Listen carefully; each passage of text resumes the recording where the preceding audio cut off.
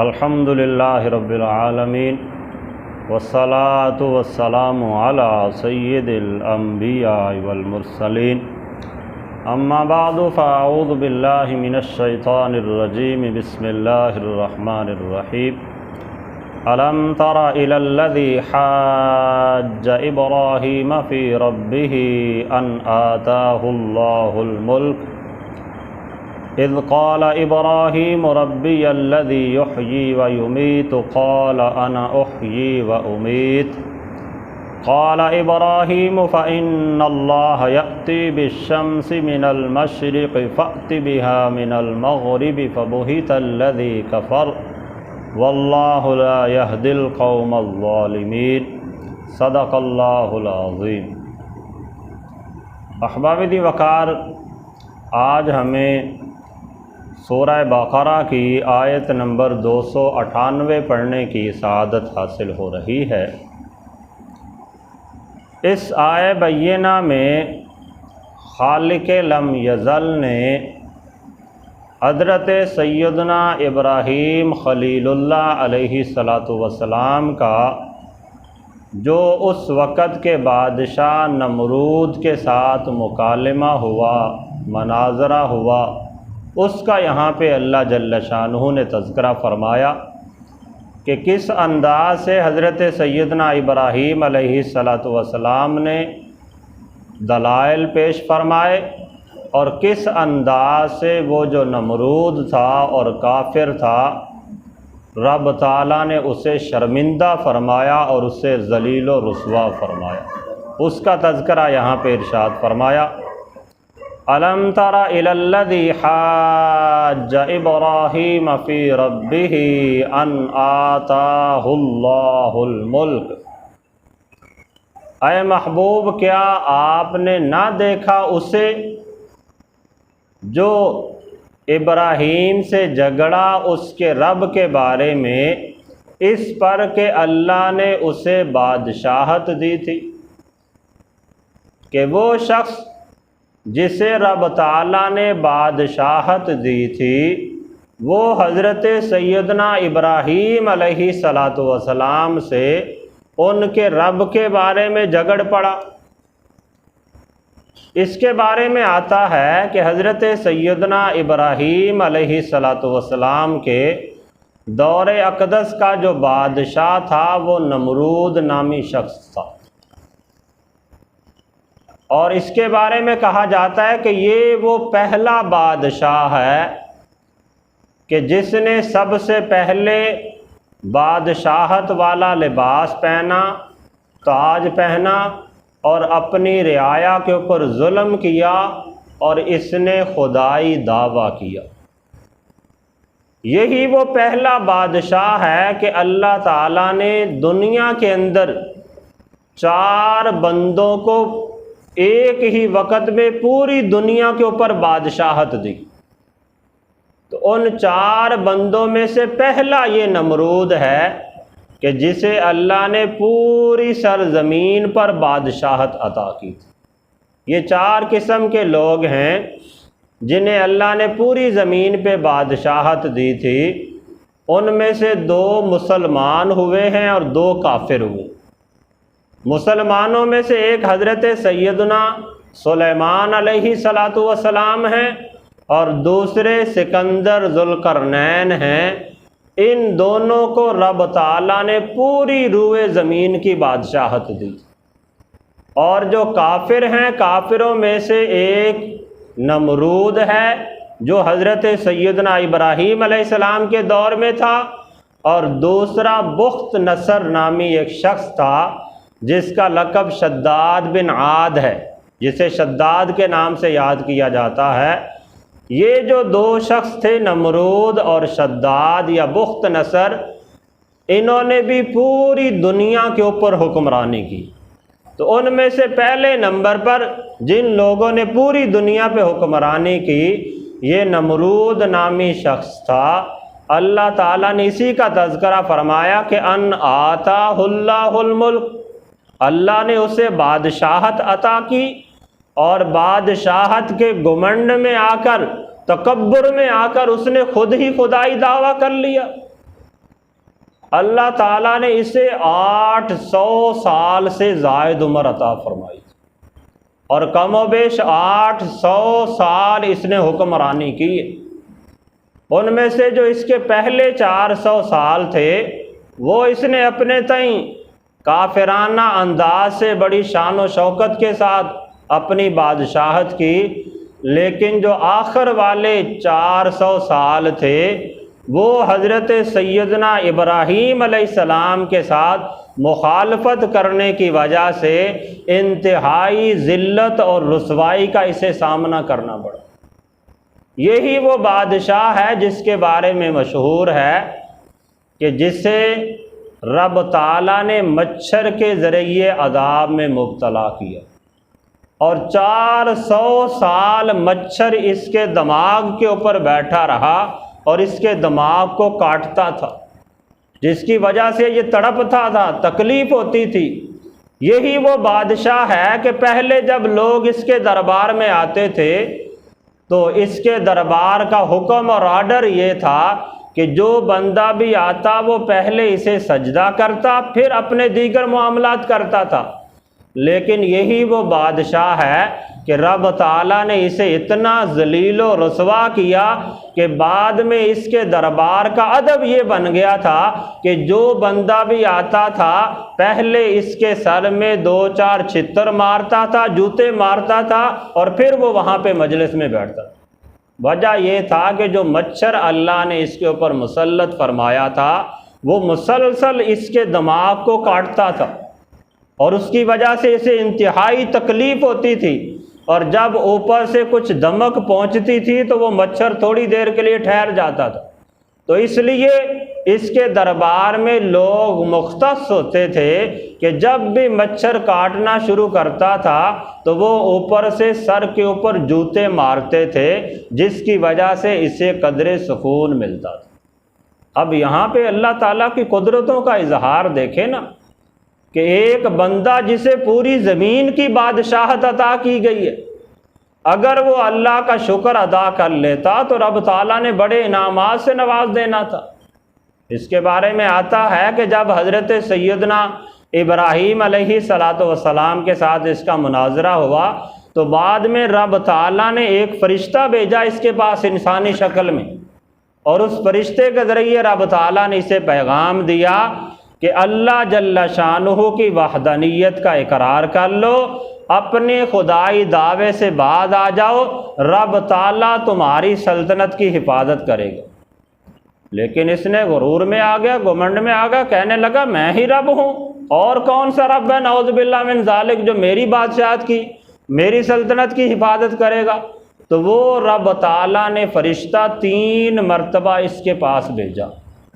تاکہ یہ راہ راست پہ آ جائے، اور تینوں مرتبہ فرشتے نے آ کے کہا کہ تمہارا پروردگار تمہارا رب تمہیں حکم دیتا ہے کہ اپنے رب کی اطاعت کے اندر آ جاؤ، رب تعالیٰ تیری سلطنت کو دوام عطا فرمائے گا، تیری سلطنت کو مزید طویل فرمائے گا۔ تو یہ آگے سے کہتا میں ہی رب ہوں نعوذ باللہ من ذالک، میرے اوپر کون سا بادشاہ آ گیا، میرے اوپر کون سا رب آ گیا۔ پھر رب تعالیٰ نے اس پر مچھر کا عذاب نازل فرمایا، اور وہ مچھر اس انداز سے آئے کہ مفسرین کرام نے بیان فرمایا کہ وہ اتنی کثیر تعداد میں تھے کہ وہ زمین اور آسمان کے درمیان اس طرح حائل ہو گئے کہ سورج کی روشنی زمین تک پہنچنا رک گئی، اس قدر مچھر پوری زمین کے اوپر چھا گئے، اور جتنے اس کے حواری تھے، اس کے دربان تھے، اس کو ماننے والے تھے، مچھروں نے اس انداز سے ان کا خون چوسا اور ان کا گوشت نوچا کہ تھوڑی ہی دیر کے اندر وہ صرف ہڈیوں کے پنجر باقی بچ گئے، سارا جسم اور خون مچھر نچوڑ کے لے گئے، صرف یہ ایک نمرود باقی بچا اس وقت کے اندر۔ اور اسے بھی رب تعالیٰ نے اس انداز سے عذاب دیا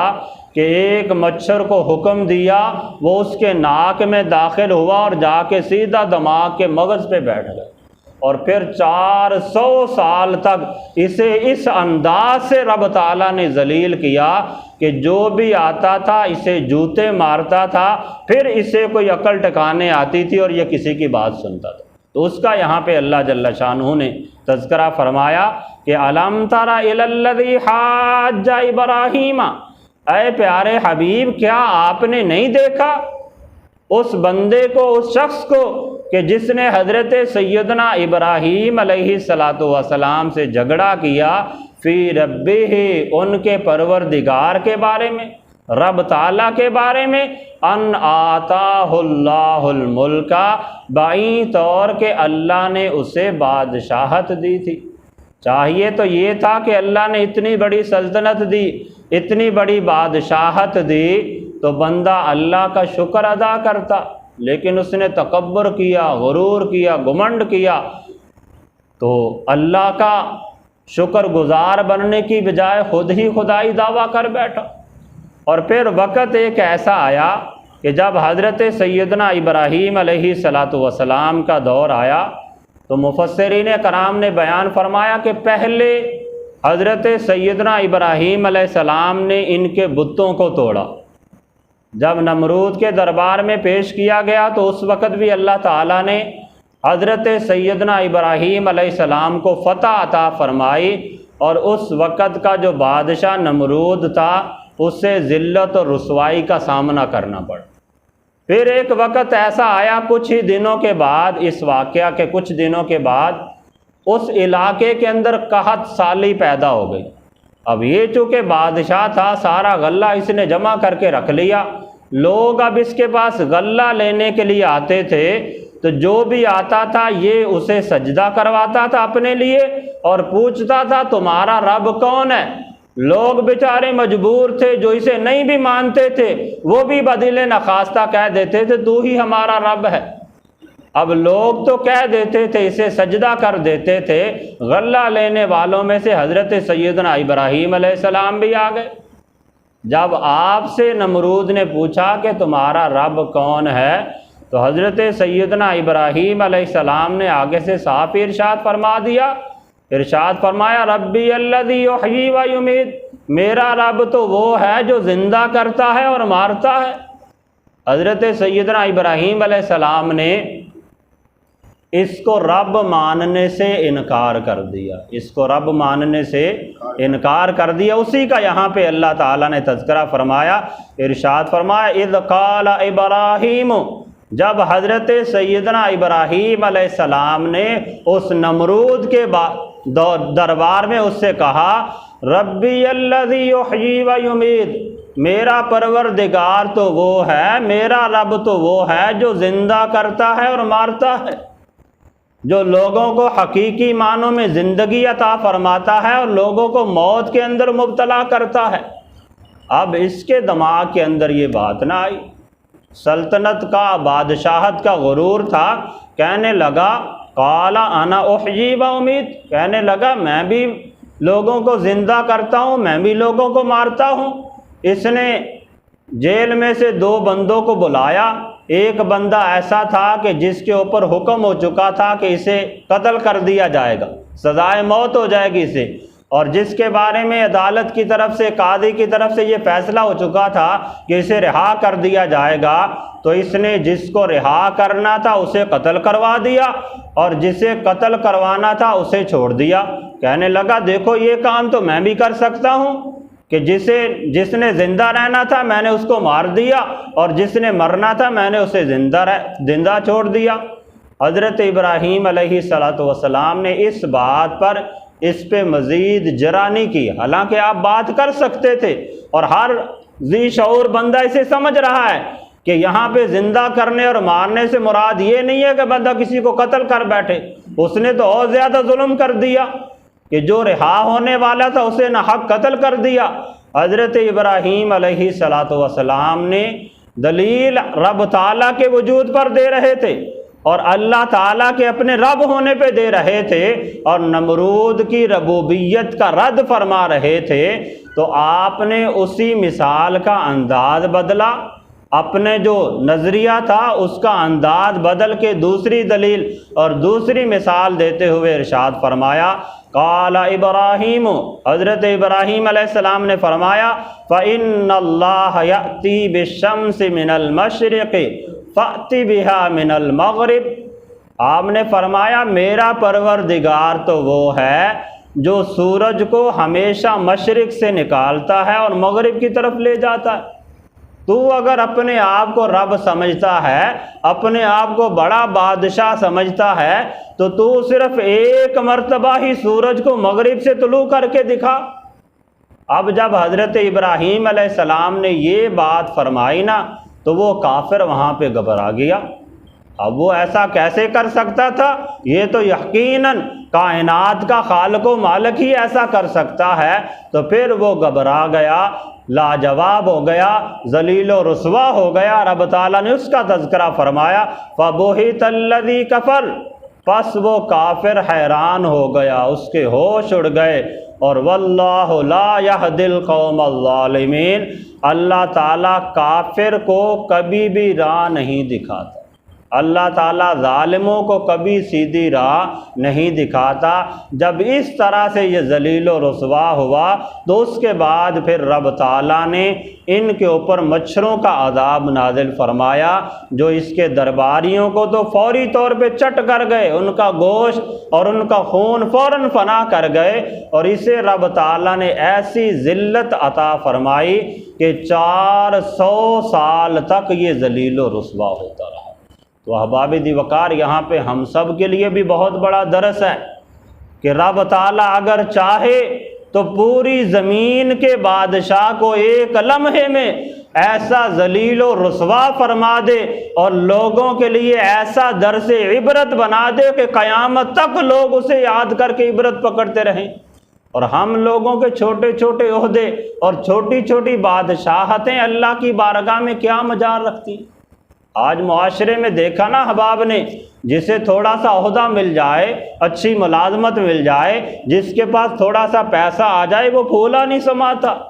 وہ غریبوں کو حقیر سمجھتا ہے، تکبرانہ شاہانہ انداز میں زندگی بسر کرنے کی کوشش کرتا ہے، اور اللہ کے بندوں کو حقیر نگاہوں سے دیکھتا ہے۔ تو اسے اس واقعے سے عبرت پکڑنی چاہیے کہ رب تعالیٰ تو وہ خالق و مالک ہے کہ جس نے ایسا بادشاہ جسے 800 سال تک اللہ نے بادشاہت دی،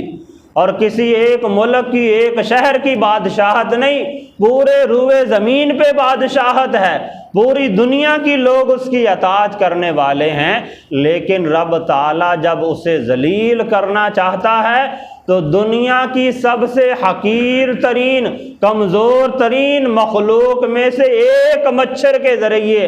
رب تعالیٰ نے 400 سال تک اسے ذلت کے اندر ڈالے رکھا۔ تو ہمیں بھی چاہیے کہ اس واقعے کو ملحوظ خاطر رکھتے ہوئے ہمیشہ